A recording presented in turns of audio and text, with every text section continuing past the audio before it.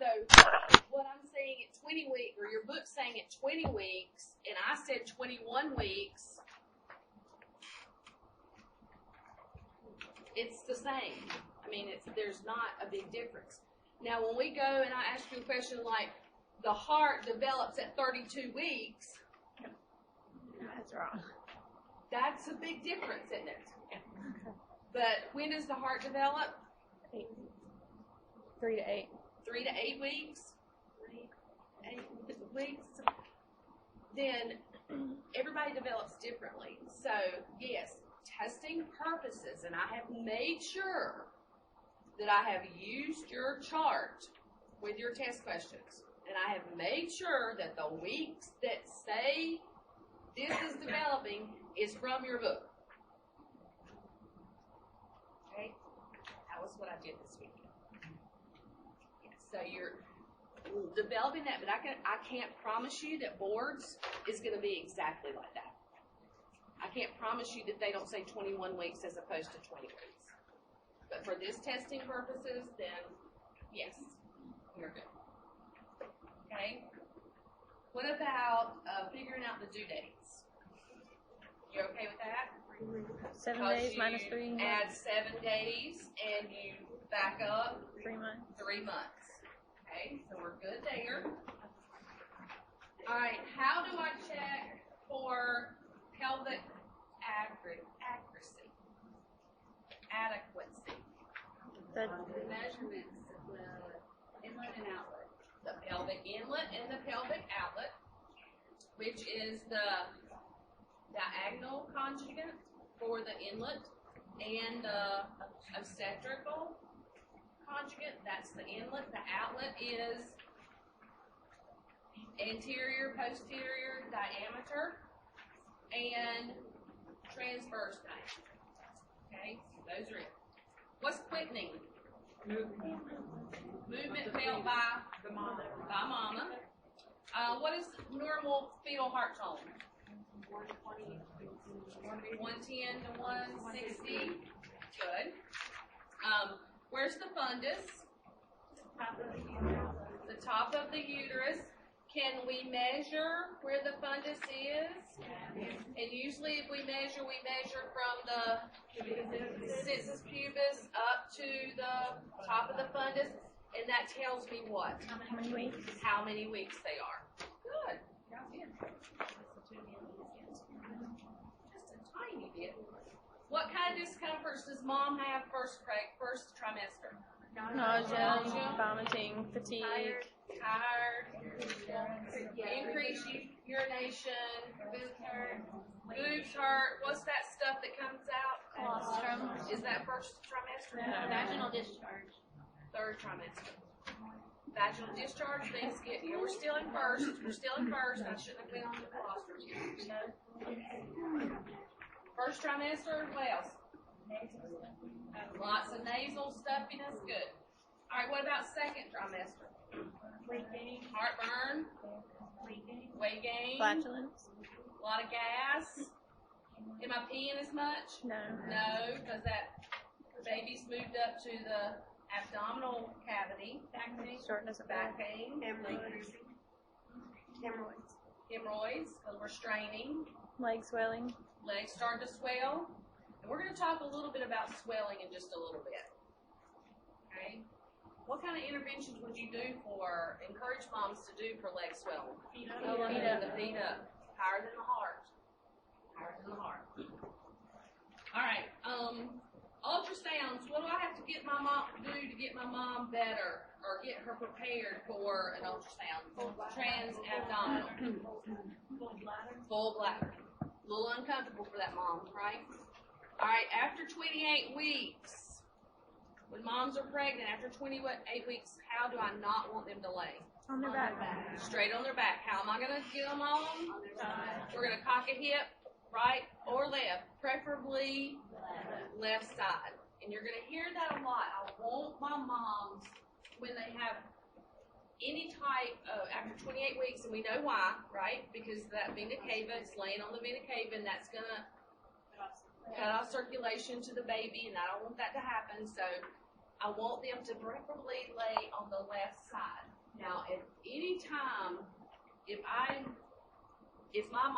notice that my mom's laying on her back, I don't care if she goes to the right or the left. But for NCLEX purposes, ideally, they want you to go, that mom, to go to the left side. Okay? I've been reviewing a lot. I always do this. I look at so many NCLEX books. I look at Kaplan. I look at what do they really want you guys to know. No, I don't teach the test, but I think there's certain, because this is a specialty area, and I need you to know certain things that they're going to pick up. And getting on that left side is better for perfusion. Okay, better for perfusion. All right, so now let's start looking at some of the issues that moms may have, not necessarily as a result of pregnancy. They may come in with these type of problems. And cardiac issues is one of the biggest things that we're going to see. Rheumatic fever. Do you guys realize that if patients have had strep throat and they have not completed their full range or full regimen of antibiotics, that puts them at risk for rheumatic fever later?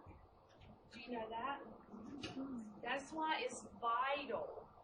And every, not just pregnant women, everybody, they don't take that full regimen of antibiotics later on in their life, it's eventually going to hit their heart. In other words, that strep bacteria goes and hides in your heart. It may lay dormant for years and years and years, but later on, they may have some cardiac issues. So, obviously, we've got to teach moms and everybody, take every bit of that antibiotic. Well, I don't care if you're feeling better, take every bit of it, because a lot down the road, you can eventually get caught with rheumatic fever, and that's a result of strep and not being treated. If I can always throw a positive strep test, does that mean I'm at a higher risk of that? Yes. Yeah. So watch your heart. Watch signs and symptoms of your heart. So the good thing is that we're not seeing as much because we do have the antibiotics that are available, and that we are encouraging moms and everybody else to take those antibiotics, whether they're 10 or 14 days. I'm the world's worst of making sure that I take every bit of my antibiotic. But you know what? I teach all my other patients. So it's like, do as I say, not do as I do. So we've got to make sure that a lot of times people don't even get tested. They don't even go to the doctor if they have strep.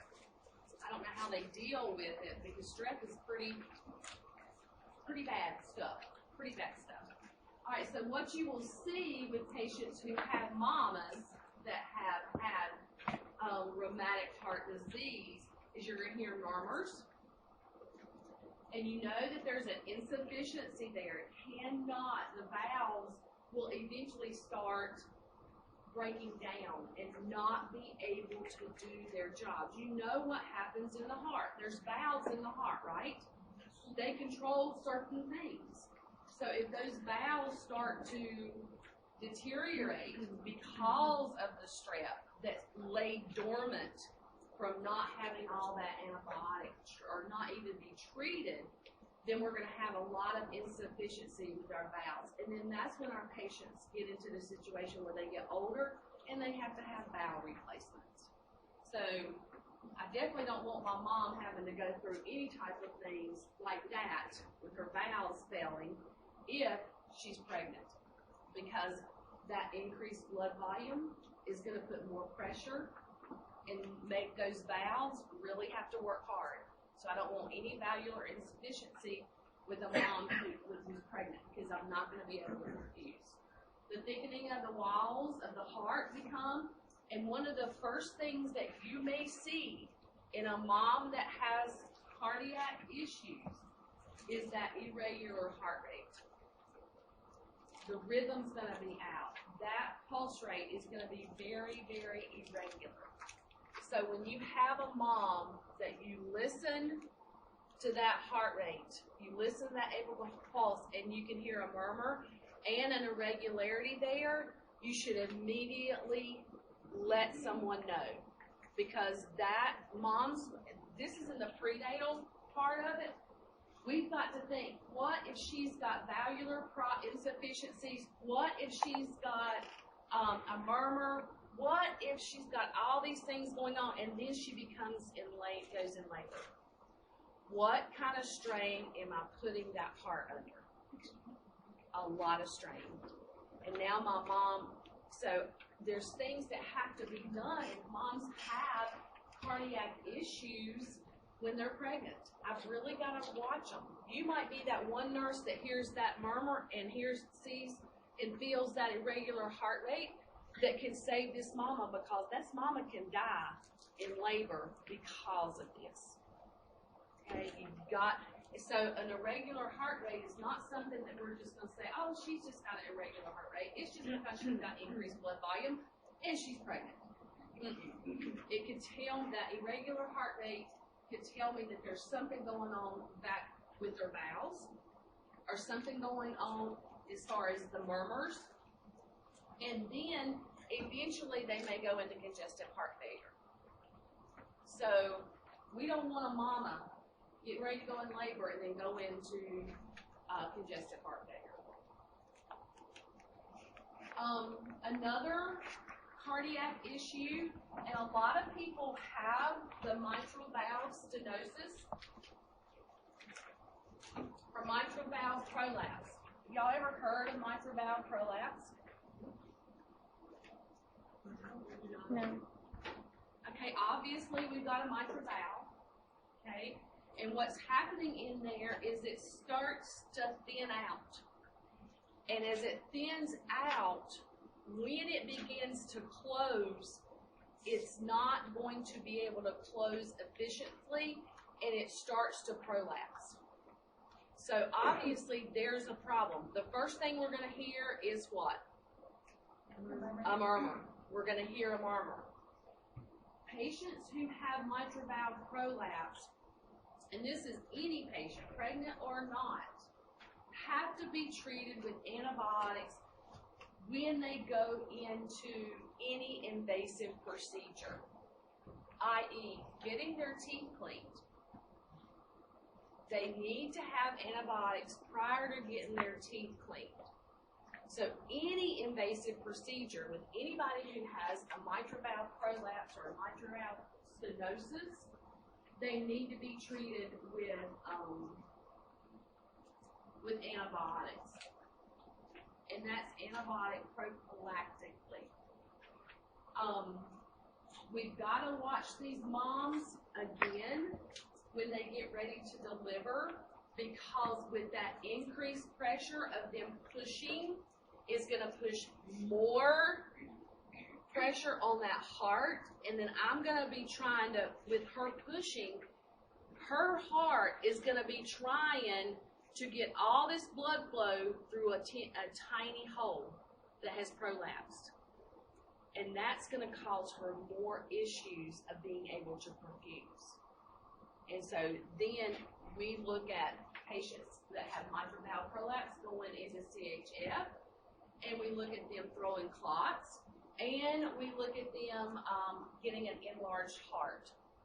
So there's lots of problems that can occur if patients have cardiac issues while they're pregnant. And then if I know that, then it may be the point where, do I really truly want them pushing? Do I want them to go through 27 hours of labor with that, putting that increased pressure and increased problems on that heart? I'm setting that mom up for worse cardiac issues that could cause death. So that may be a situation where we go ahead and say, I can't let you labor. I'm going to have to do a C-section. Okay? Moms can't go through that increase in that cardiac output, increase in that cardiac pressure. It's they're eventually going to have a heart attack and die. So why do I want to put somebody through that? So you've got to be that nurse that's in the pre-op area or the prenatal and intranatal, picking up on what is that heart rate? What does that pulse feel like? Is it irregular? What do her lungs look like? Because if I've got somebody already in CHF, do I want them laboring? Absolutely not. I can't take the chance of getting them. Now, there is some medication that we can give them.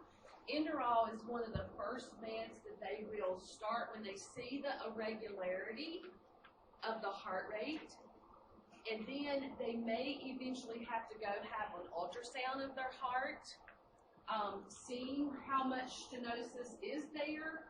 Is there a mitral valve actual prolapsed, or is it just stenosed? Is that a word? Stenosed? I don't think that's a word. I think I just made it up. Is it a word? Okay. Stenosed. I thought I made up a word.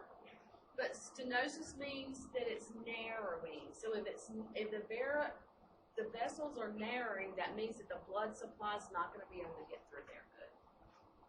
So cardiac is a major, major issue that we've got to pay attention to. And yes, you might be that one nurse that checks that heart rate and notices that this is happening.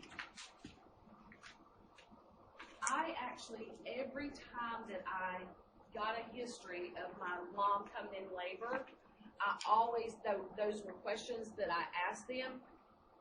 Did you ever have strep throat? Did you ever not get treated for strep throat? Did you ever not complete your antibiotics when you were diagnosed with strep throat? And then I asked them, have you ever had mitral valve prolapse? Have you ever had some stenosis? Because I need to know if this history is there when she actually goes in labor. And I'm listening to that heart, listening for a murmur, feeling those pulses, making sure there's no irregularity there. So because I'm anticipating what's getting ready to happen with the labor. Peripartum cardiomyopathy. I have seen this happen. This is another indication or disorder that can happen. I have taken care of lots of women that after they delivered, before they were delivered, I knew they had some cardiac issues. And then after they delivered, I have to ship them straight to ICU. They can't stay up on my unit because I'm not equipped on labor and delivery to take care of cardiac issues. So eventually what happens throughout, if they had stenosis or they had a valve problem throughout the whole pregnancy and that irregular heart rate and the heart pushing, trying to get the blood through there, what's the heart going to start doing? Do you know what cardiomyopathy is? It's an enlarged heart. So after all the stuff that I went through this pregnancy, with the stenosis, with everything, eventually my heart's going to say, you know what? I can't do this no more. You put too much pressure on me. I'm going to start showing my behind and become large. So now we've got a large heart along with the decreased problems with my pulse and my valve stenosis, and now I've got cardiomyopathy, and my patient's going to go into severe congestive heart failure, and I have taken care of patients who have died with cardiomyopathy after they delivered their baby. So it is very, very serious, very, very serious. One of the first things that they start doing is they get very short of breath. sometimes and this is like when they're delivering, getting ready to deliver, and sometimes I think, oh my goodness, they're just working too hard, because labor is work. It's work. I don't know if you ever had a baby before, but it is work. It is not easy. I got tickled the other day. I was watching on Facebook, because I'm a Facebook crazy person, and it was a mom that was pregnant, had got those little stimulators and put them on her husband. Have y'all seen that? And like trying to get him, to feel what it was like. And he was like, okay, stop. Well, I'm sorry, as we're in labor, we can't stop. And I can remember saying to my husband when I was in labor with Dylan, I said, okay, I need to take a time out. Okay, we need to stop this just a second. Let me get my breath. Let me figure out what's going on. And it just don't happen that way. It don't stop. But anyway, so you can see the more pressure that it's put on your heart, and that heart eventually is going to get big. And my mom, when I look at her, I may say, oh, she's just tired. She's a little short of breath. When you've got a mom that has a history of cardiac issue, having her get short of breath is that number one sign that I have got to get in there and start intervening. I've got to start doing something. And it's call the doctor. And a lot of times I want to know what you're going to do before you call the doctor. Well, when you get a mom that has got cardiac issues, I want a doctor right there with you. I want the crash cart right there. Okay? I want it right there. I don't want to have to run, go get it. I want it right there. Another thing that you're going to start seeing is a lot of edema. We're going to talk about edema with pregnancy and with cardiac issues. Edema is not a good thing in pregnancy. Okay? It means that they're not able to perfuse and get all that blood back to their heart. I'm not talking about slight edema with a cardiac issue. I'm talking 4+ edema. I'm talking 4+ pitting edema. Has anybody ever seen pitting edema? Where you can actually stick your finger in and it stays. These moms, some may be able to, when they start getting to that point, they may eventually go from no edema to 4+ edema within minutes. Within minutes. That fluid shifts that quickly. And at that point in time, your heart is not going to be compensating anymore. And you can bet that that patient is getting ready to either have an MI or getting ready to arrest when it goes that quick. This is not something to mess with when it goes to heart. That's why it's vital that I'm taking those vital signs every 15 minutes while that mama is in labor. And I don't like the fact that because most of us, and I know I'm guilty sometimes too, is we put that blood pressure machine on and we have it set for 15 minutes, right? And it's going to go off in 15 minutes and we're going to write the vital signs down, right?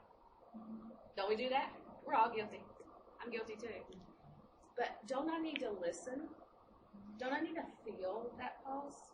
There's a lot of times, because can that machine tell me that there's an irregularity there? It cannot. So a lot of times I don't, every 15 minutes with my moms who have cardiac, I don't even look at that pulse from that blood pressure machine. I'm over here with my fingers and I am feeling that heart rate. I'm feeling that pulse because I can't feel irregular. That machine's not going to say, oh, it's 98 and irregular. It's not going to tell me that. I've got to be able to feel it myself. Don't be that nurse that just puts people up to the machine. You got to feel and you got to listen. Okay? I don't want my moms to go in congestive heart failure and have a lot of dysrhythmias and end up dying because I missed something with their cardiac problems. So it is a lot. So we've got rheumatic fever heart problems. We've got mitral valve prolapse, stenosis, and we've got cardiomyopathy. Now, moms with cardiomyopathy, they do better with a vaginal delivery with an epidural. There's a lot, I said a while ago, there's a time that I may have to make that judgment call to do that C-section. But ideally, I would like for that mom to deliver vaginally because that is less invasive. But if she gets to the point that she's having lots more irregularities and that pulse is going crazy and she's having shortness of breath and I'm going to have to go do a C-section. I want it to be minimized with her pushing.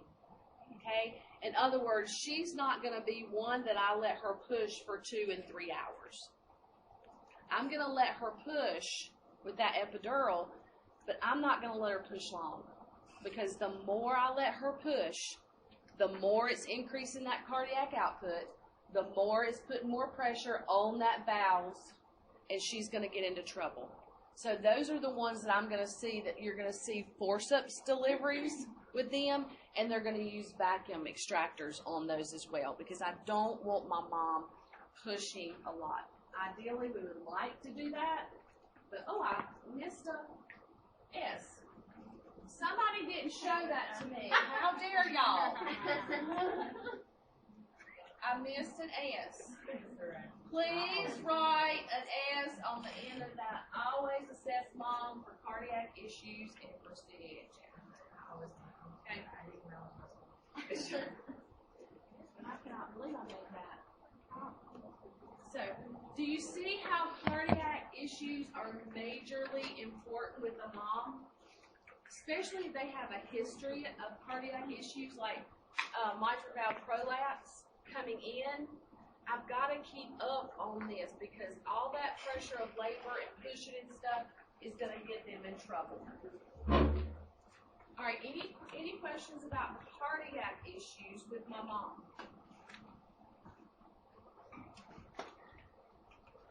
Questions? You understand what's going on? Is it because y'all are so smart, or is it because I'm such a good teacher? I think it's a combination because we're a team, right? We're a team. We're getting through this together, even though y'all drive me crazy sometimes. My husband, I was talking the other day, and I said, they just drive me crazy.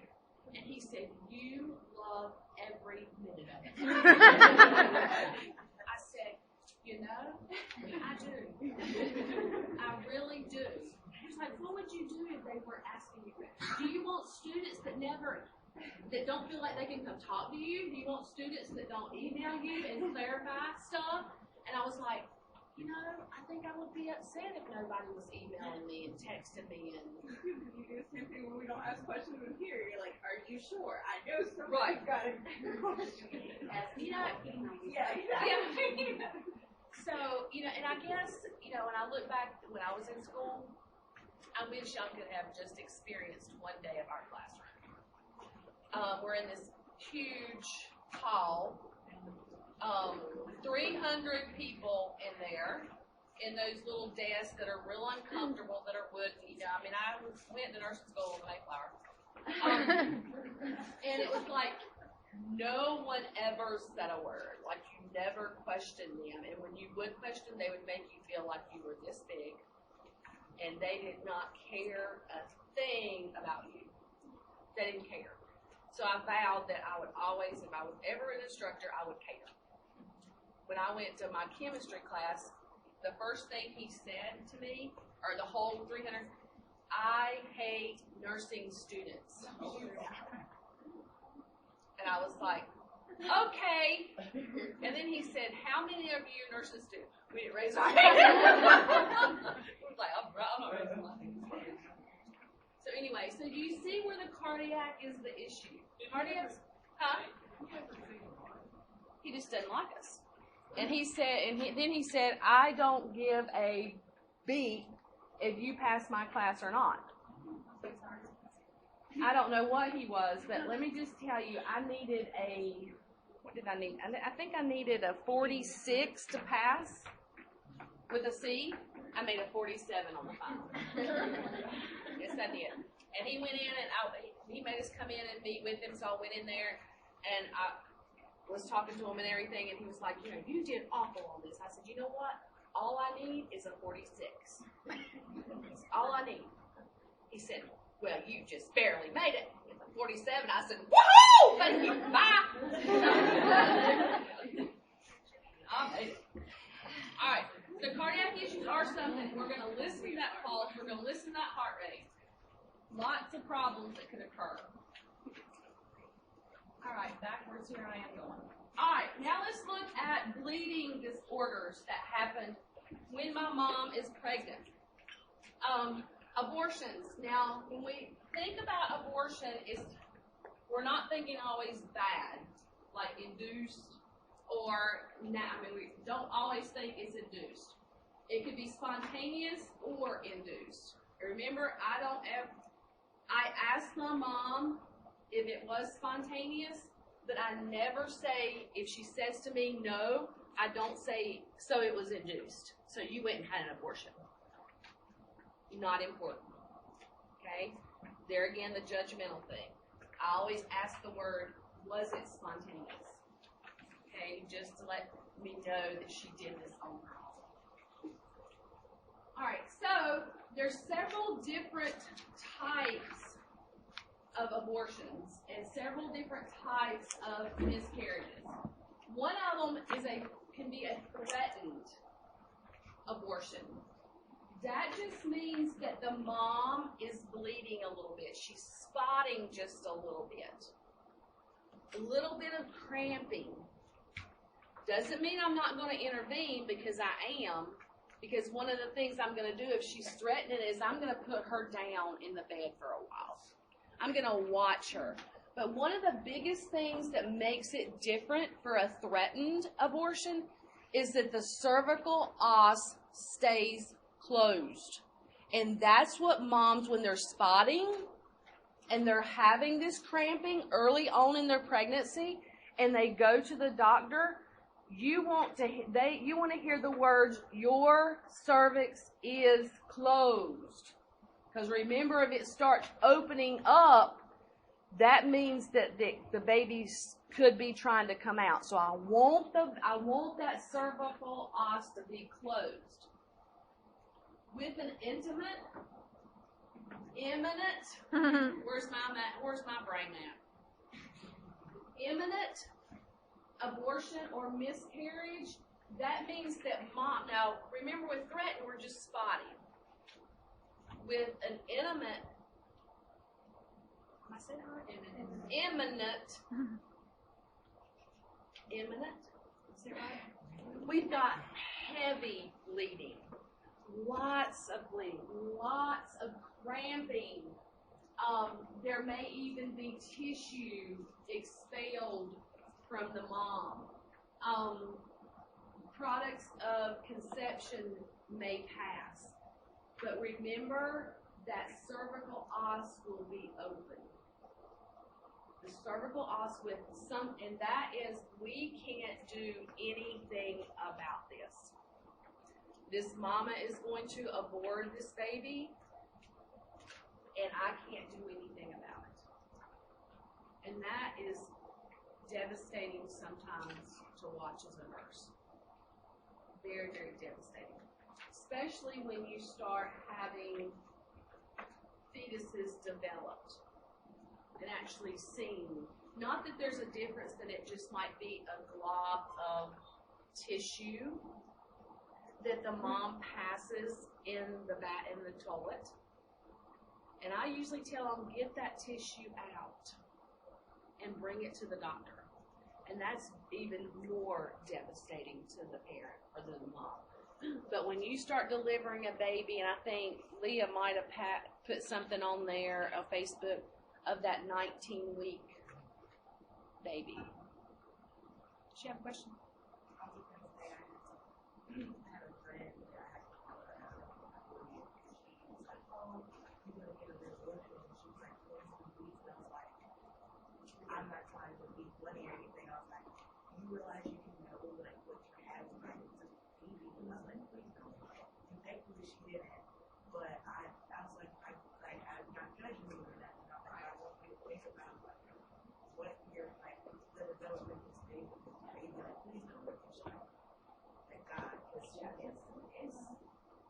it's bad. Yeah, I think I just was gonna tell y'all. Jim, I was just gonna comment. My mom, she lost my brother when she was 28 weeks, and she said he just like fell out, like. and see, there's nothing that we can do because there's got to be a reason why that's.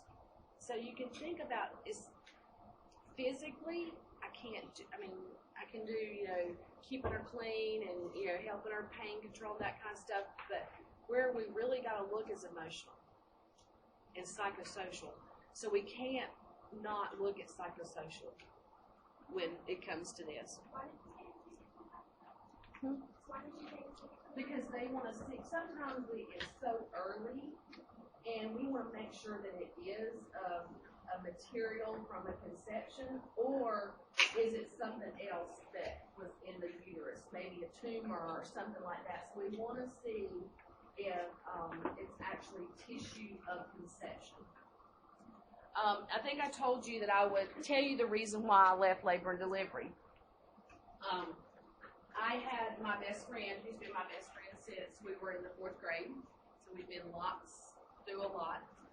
We went through 7 years, I say we went through 7 years of infertility, meaning 7 years of shots, 7 years of artificial insemination, and we got pregnant. Like I had anything to do with it. And what we would do is her and her husband would go to Charlotte to the Love Shack. That's what we called it, the Love Shack. They would get their specimen. She would put the specimen in a specimen cup, either put it between her boobies or put it down here to keep it good and warm, because I need it to be warm so those swimmies don't die. And then we would go, and I would meet her at the doctor's office. Her husband would go to work. I would meet her at the doctor's office, and then we would do the artificial insemination. And I was actually there at conception. There's not many friends that have conception. Yeah. I was there when it was inserted, and then we developed babies. So about 20 weeks and maybe 6 days, she called me at 3 o'clock in the morning and said, I just don't feel right. I'll be right there. When I got her to the hospital, she was 5 centimeters. So when we're looking at this, threatened, it's not it. Because we are opening that cervical os. So when we got there, we met Dr. Jones at the doctor's office, and then he took us over there. So at that point, is there anything we can do? We put her on bed rest. This was on Friday. Then she wasn't in labor. Wasn't in labor. They decided, what are we going to do? Are we going to try to give her amniotic fluid and try to, because she was leaking a little bit, and, what are we going to do? So we waited and we waited and we waited. And then all of a sudden, when the nurses went to listen for the fetal heart, we had twins. I don't think I said that we had twins. When we went to listen to the fetal heart tones, one of the fetal heart tones was dead. We're gone.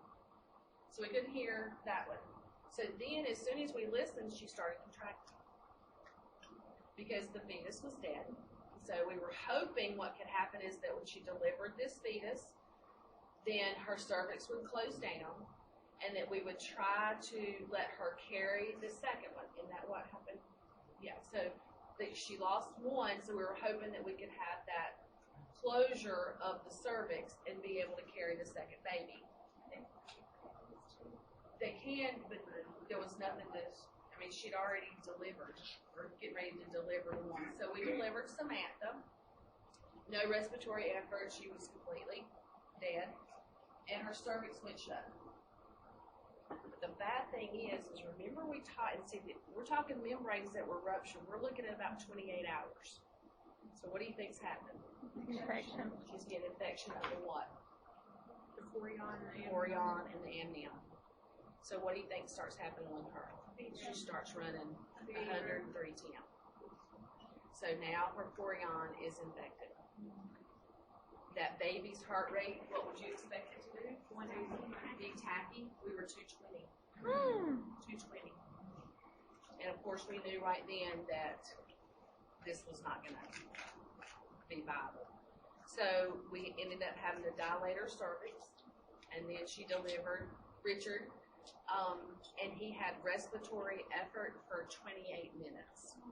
So I don't say that he was, I don't know that, I wouldn't say he was living, but he had respiratory effort. So I held him until he took his last little breath, and I could hold him in my hands. We had Samantha was 11.2 ounces, and Richard was 11.5 ounces. So if you want to see why I think I'm turning that thing into my thing too. That was one of the major contributing factors that I chose to leave OB as a full-time thing, because I couldn't deal with it. So anyway, that's one of the stories that I have with. So that's why y'all should be thankful it's not with y'all now, or I would still be a labor delivery nurse. Has no more kids. My kids. Did she have triathlon?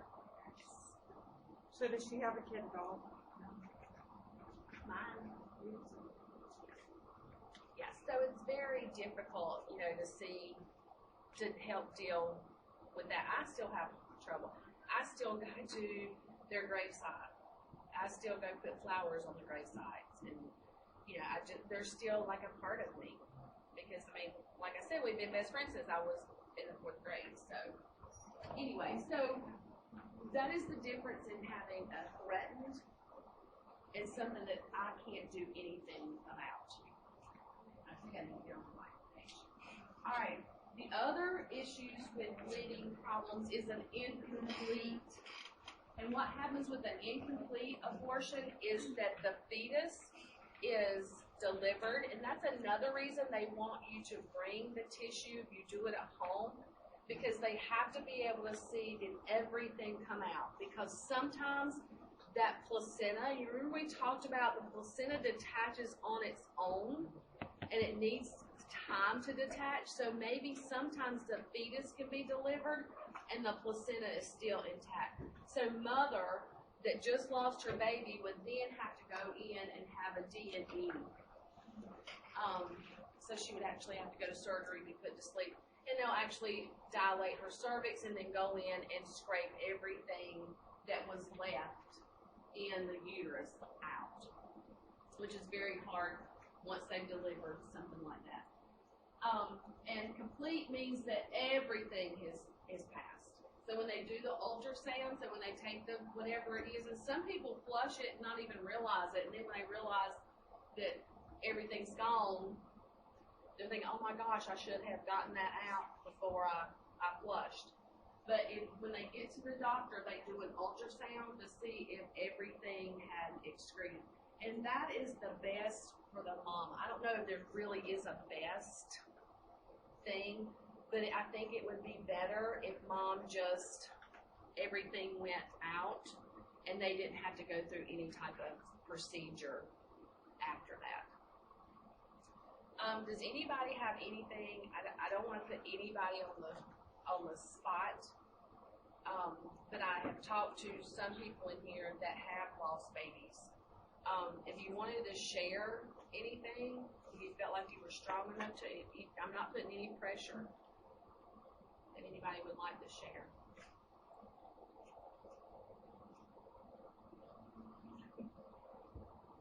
I went through almost exactly what her best friend went through.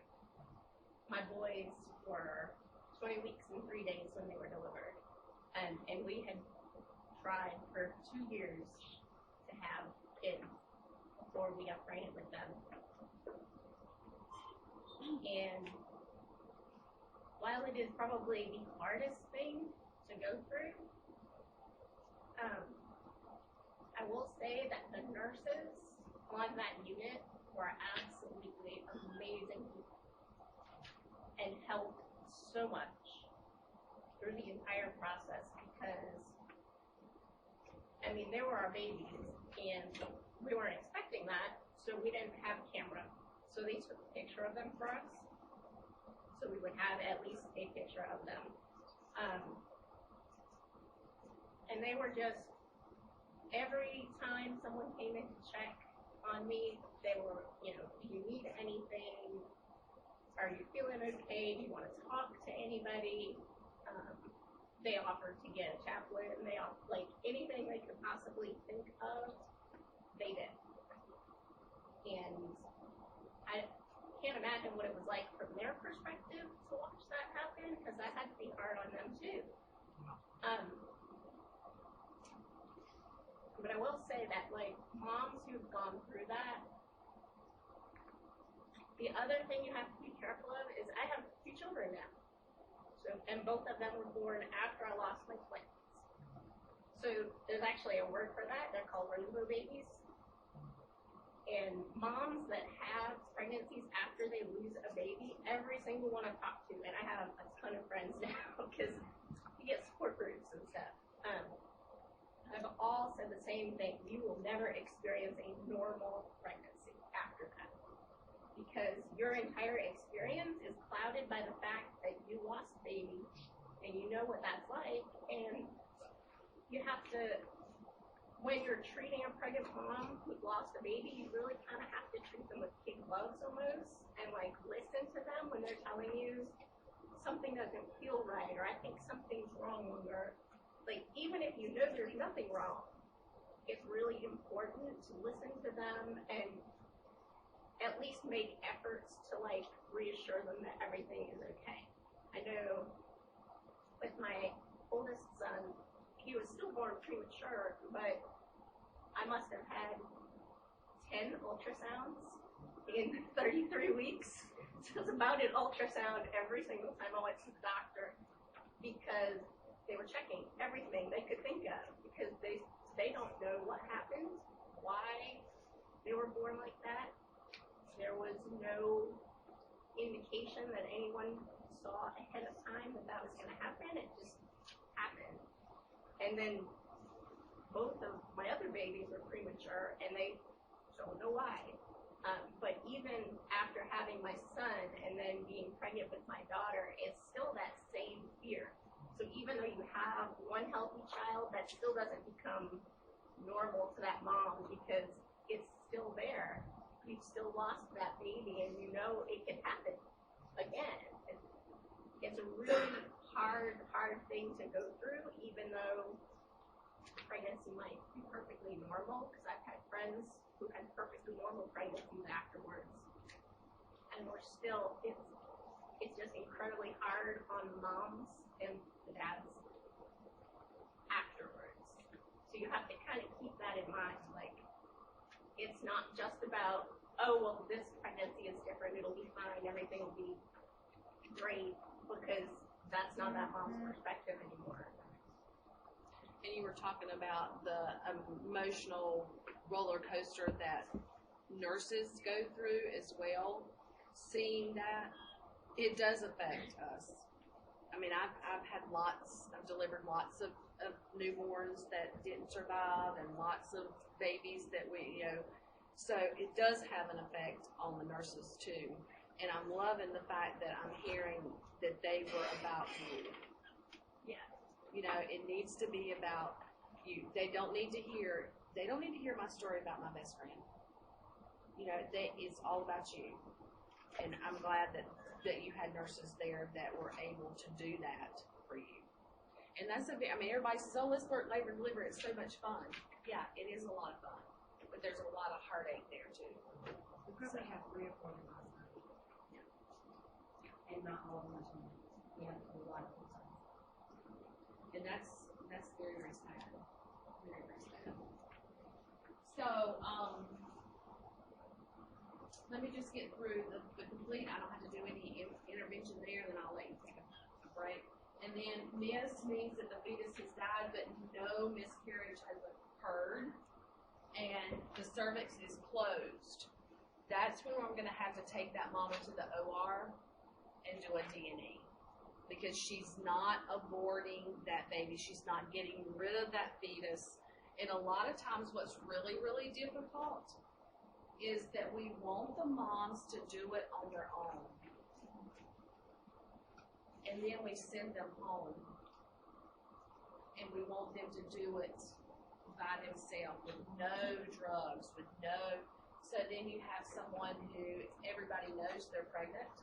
And then they're going out to church, and they're going, to the grocery store, and they're living their life. And they go, and people's like, "Oh, how's your pregnancy going?" And they're just waiting and they're just waiting to do that. I think that is one of the hardest things to have to deal with. But a lot of surgeons or a lot of doctors want them to do. They want their body to take care of getting rid of it themselves. How long do they typically give them? It may be a week, which is a very long. Probably feels like about 10 months. So they just have to monitor for temperature and stuff? Yeah. How long do they, how old are the babies at this point? Like, it wouldn't be like 24 weeks. No, in a 24-weeker or something like that, they would go ahead and. Okay. Yeah. So this is like very early in the pregnancy. Yeah. But my niece lost a baby at 12 weeks, and she had to do it herself. Yeah. What does DN stand for? Dilatation and evacuation. Because there's a difference in D&C and D&E, and D&E means that there's something in there, whether it's a placenta, whether it's the fetal parts, and they're going to evacuate it out. Evacuate, dilation, and evacuation. Yeah, so they actually open up that cervix and go in and basically just suck everything out. Curettage? I can never say that word. Curage. It's like curage. I can't ever say it. And what's the difference in the two? There's nothing to evacuate. There's no fetal parts or anything. They'll go in and clean her out. They'll dilate her, and then they'll go and clean her out, but there's no fetal parts or placenta or anything like that needs to be evacuated. So the mom's out. already passed it. If she has She's a already miss, passed it. then she could potentially have a D&C after. Right. So for the incomplete, that would be a D&E. Right. And then for what would be an example of when they would need the D&C? It just may be it's not going to be a complete. They're not going to do any intervention. They're not going to do a D&C.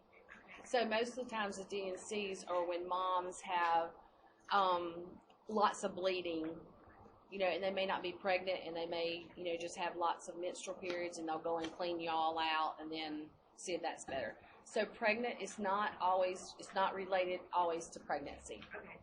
Does that make sense? Mm-hmm. The D&E is always with pregnancy, if there's anything to evacuate. All right, well, I will let you take a 15-minute break, and then we'll come back. It's kind of hard conversation. Kind of a hard topic.